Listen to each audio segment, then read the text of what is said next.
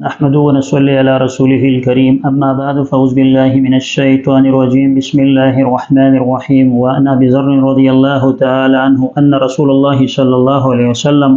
قال إذا غضب أحدكم وهو قائم فليجلس فإن ذهب عنه الغضب وإلا فليسترجع صدق الله العلي العظيم۔ حضرت ابو درداء رضی اللہ تعالیٰ عنہ سے روایت ہے کہ رسول اللہ صلی اللہ علیہ وسلم کا ارشاد ہے کہ تم میں سے جب کسی کو غصہ آئے تو اگر وہ کھڑا ہے تو اسے چاہیے کہ وہ بیٹھ جائے، اور اگر وہ بیٹھا ہوا ہے تو اسے چاہیے کہ وہ لیٹ جائے۔ اصل میں غصہ جو ہے ایک ایسا مرض ہے جس کی وجہ سے انسان بعض اوقات شریعت کے دائرے سے بھی باہر نکل جاتا ہے، انسان اللہ تبارک و تعالیٰ کی نافرمانی کر بیٹھتا ہے، اور بعض اوقات غصے کی وجہ سے انسان کو پشیمانی بھی اٹھانی پڑتی ہے، انسان ایسے فعل کا ارتکاب کرنے لگ جاتا ہے جس کی وجہ سے نہ صرف اللہ تبارک و تعالیٰ کی نافرمانی لازم آتی ہے بلکہ غصے کی وجہ سے انسان اپنے اہل خانہ کو بھی یا اپنے دیگر رشتہ داروں کو بھی ناراض کر بیٹھتا ہے۔ اسی وجہ سے رسول اللہ صلی اللہ علیہ وسلم نے فرمایا جب کوئی شخص اس حال میں ہو کہ وہ کھڑا ہو تو اسے چاہیے جب اسے غصہ آئے تو غصے کی حالت میں اسے بیٹھ جانا چاہیے۔ اسی طرح اگر کوئی شخص بیٹھا ہوا ہے اور اسے غصہ آئے تو اسے چاہیے کہ وہ لیٹ جائے، کسی کروٹ پر یا پہلو کے بل وہ لیٹ جائے، تو اللہ تبارک و تعالیٰ اس کی برکت سے اس کے غصے کو ٹھنڈا فرما دیں گے۔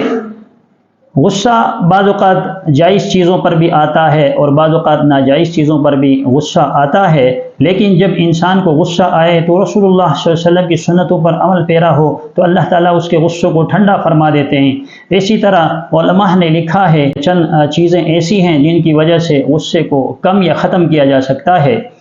حضرت عائشہ صدیقہ رضی اللہ تعالیٰ عنہ سے روایت ہے کہ رسول اللہ صلی اللہ علیہ وسلم نے فرمایا جب کسی کو غصہ آئے تو اسے چاہیے کہ وہ وضو کر لے، وضو کرنے سے بھی انسان کا غصہ وہ ختم ہو جاتا ہے اور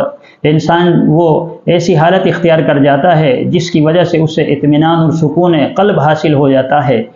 جب انسان کو غصہ آئے بعض علماء نے لکھا ہے کہ اس کو چاہیے کہ غصے کے وقت اعوذ باللہ من الشیطان الرجیم کا کثرت سے ورد کرے، کیونکہ اعوذ باللہ من الشیطان الرجیم کے اندر اللہ کی پناہ مانگی گئی ہے شیطان مردود سے، اور انسان کہتا ہے اے اللہ میں تیری پناہ مانگتا ہوں شیطان مردود کے شر سے، تو شیطان مردود کے شر سے پناہ مانگی گئی ہے۔ لہذا کثرت کے ساتھ اگر کوئی شخص غصے کے وقت اعوذ باللہ من الشیطان الرجیم پڑھے گا تو اللہ تبارک و تعالیٰ اس اعوذ باللہ کی برکت سے اس کے غصے کو ٹھنڈا فرما دیں گے، اور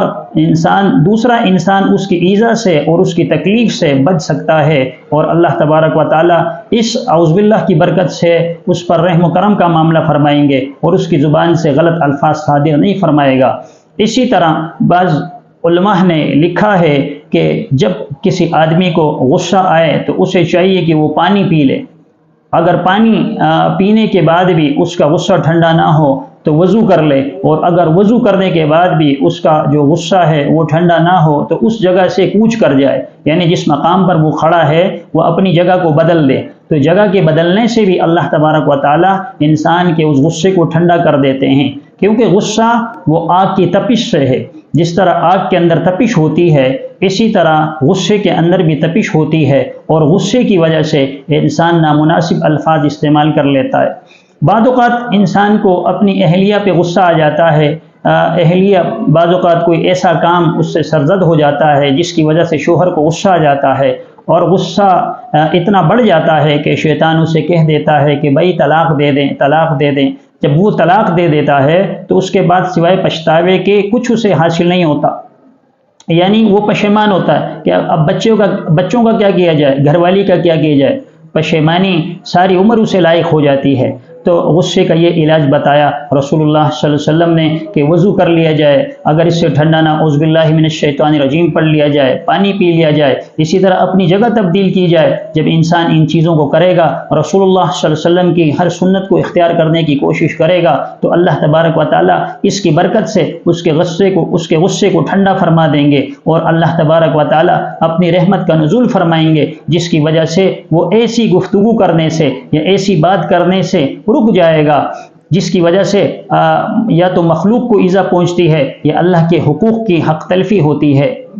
جب مکہ فتح ہوا، رسول اللہ صلی اللہ علیہ وسلم کے زمانے میں جب مکہ فتح ہوا تو لوگ جوق در جوق اسلام کی طرف آنا شروع ہو گئے۔ اس میں وہ مسلمان بھی تھے جو رسول اللہ صلی اللہ علیہ وسلم کے ساتھ جہاد کے اندر غزوات میں شریک تھے، انہیں بھی بہت زیادہ غصہ ان منافقین پر تھا اور ان مشرکین پر تھا جنہوں نے صحابہ اکرام کو طرح طرح کی اذیتیں دی، رسول اللہ صلی اللہ علیہ وسلم کو طرح طرح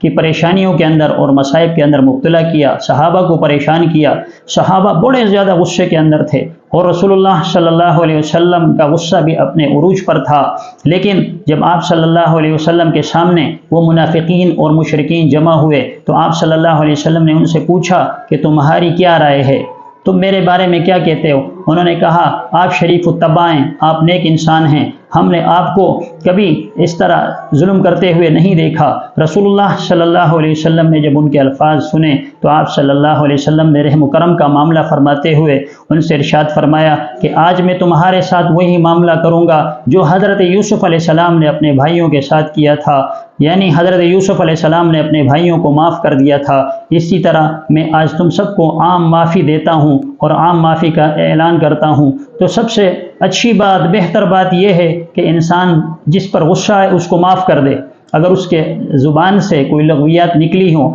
تو اس کو نظر انداز کریں اور اس کو معاف کرنے کی کوشش کریں۔ اور بعض فقہا نے یہ بھی لکھا ہے کہ اگر کوئی آپ پر غصہ ہو تو آپ غصہ نہ ہوں اور سکوت اختیار کریں۔ سکوت اور خاموشی اختیار کرنے سے بھی ایک حد تک اللہ تبارک و تعالیٰ اسے صبر عطا فرماتے ہیں، اور اس صبر کی وجہ سے اللہ تبارک و تعالیٰ اس پر اپنے انعامات کی بارش فرما دیتے ہیں۔ اللہ تبارک و تعالیٰ سے دعا ہے کہ اللہ تبارک و تعالیٰ مجھے اور آپ سب کو اس غصے کی ہلاکت سے اور اس کی تباہی اور بربادی سے محفوظ رکھے۔ وآخر دعوانا ان الحمد للہ رب العالمین۔